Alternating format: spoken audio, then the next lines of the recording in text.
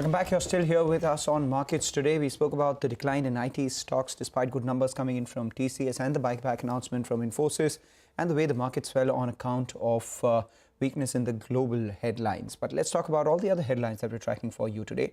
And this one is from the cement pack. India Cements was one of the stock which, one of the stocks which tanked about 11% after the company inked a deal with JSW Cement to acquire its subsidiary with limestone reserves. Spring May Mining. The stock fell due to its price valuation and lack of visibility for capex going further.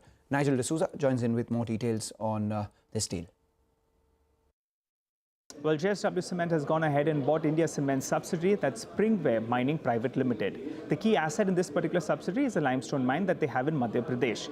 The total quantum that they mentioned is around 477 crore rupees. Motilal Oswal in their note, they mentioned that they've had a conversation with the management and they expect another 127 crore rupees, which effectively was the money that was given by India Cements to this particular subsidiary, including interest. So the total deal value, they say, is around 604 crore rupees. The impact of this is they could effectively reduce that by close to 20% because the last reported debt number was around 3,100 crores.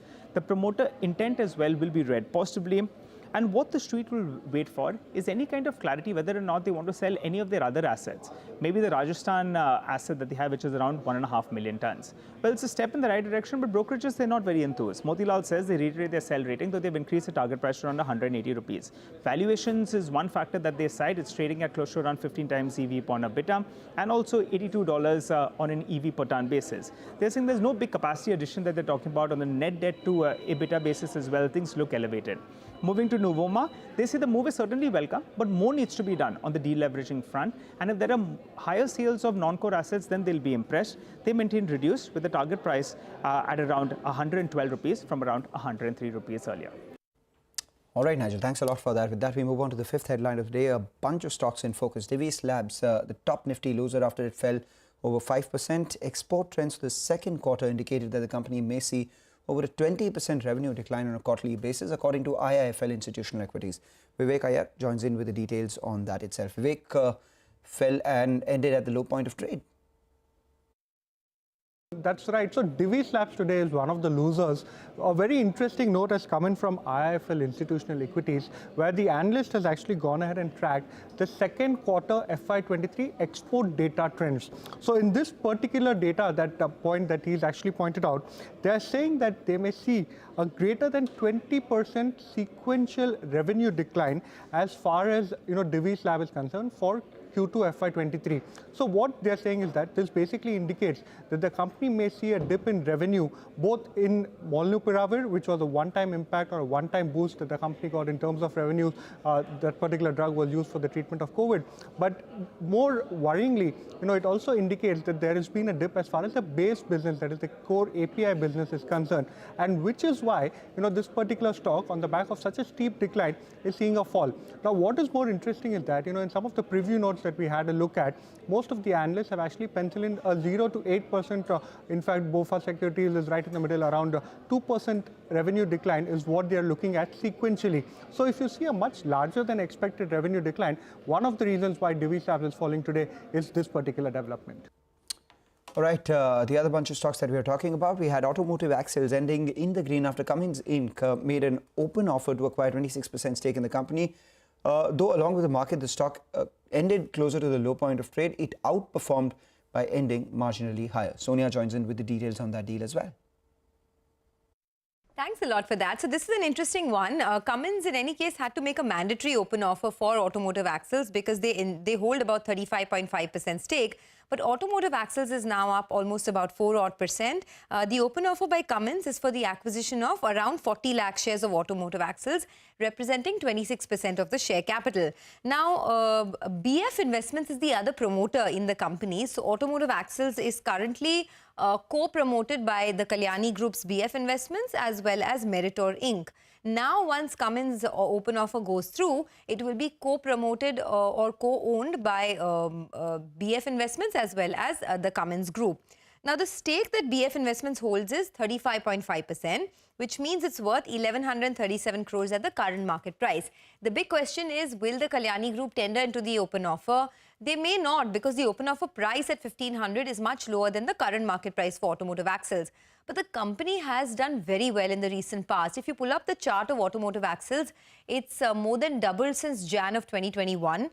It is a 41-year-old company. It manufactures axles, brakes, suspension systems for the trucks and buses segment in the commercial vehicle industry. And if you look at the past performance, the numbers have looked pretty good. So, in Q1, the revenues, for example, went up 96% year-on-year at 500 crores. The profits also went up quite a bit. Of course, the base was low. But if you map the last 6 quarters of automotive axles, it had 3 really subdued quarters. The revenues, the average revenues have gone up in the last 2 quarters. So business is definitely picking up. Hence, an interesting move over there. An interesting mover there, but the other stock which was in focus was Sobha, down 4% after its second quarter business update.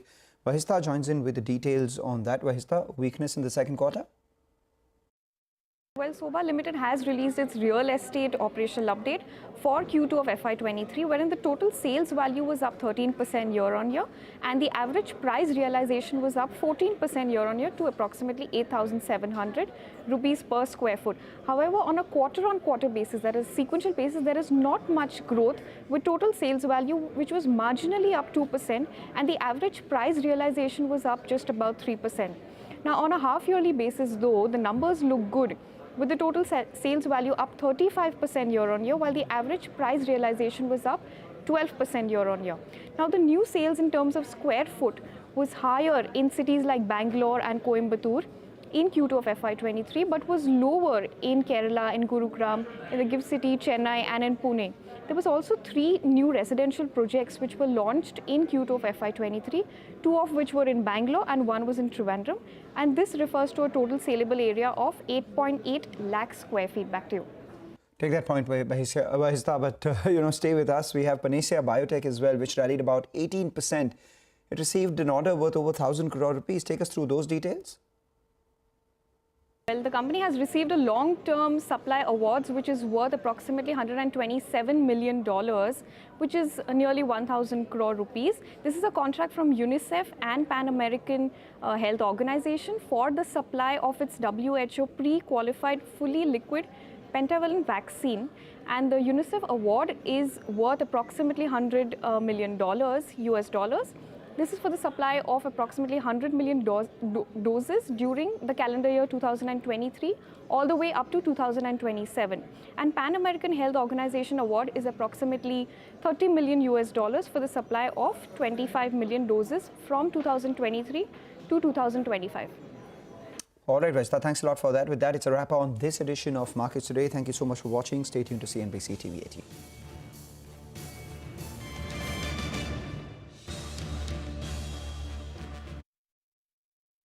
Brought to you by